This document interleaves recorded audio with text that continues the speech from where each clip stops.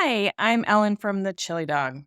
Travel knitting season is upon us, so I thought I would take a minute to show you what notions I carry with me when I'm on the go.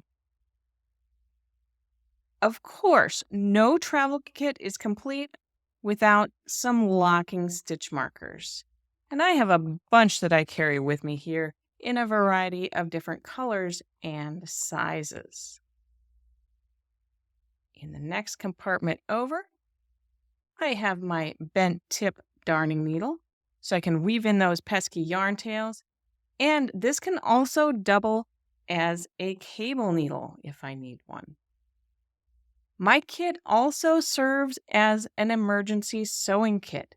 So I have a little piece of felt here, and I've stuck in a couple of sewing needles as well as some safety pins because you never know when you are going to need one of those. In my next compartment, I have my ring row counter so I can keep track of where I am in a pattern.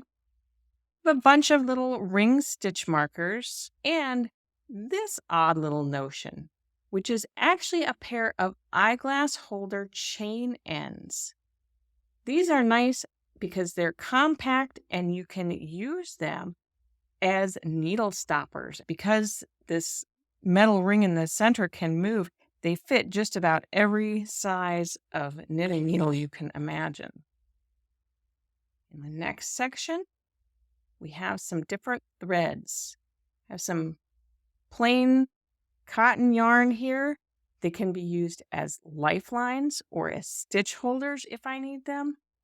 And I have a little piece of cardboard with a few yards of sewing thread in black, navy, and off-white, so I can sew on a button or stitch up a hole. And finally, in the big compartment, I have a pair of folding scissors.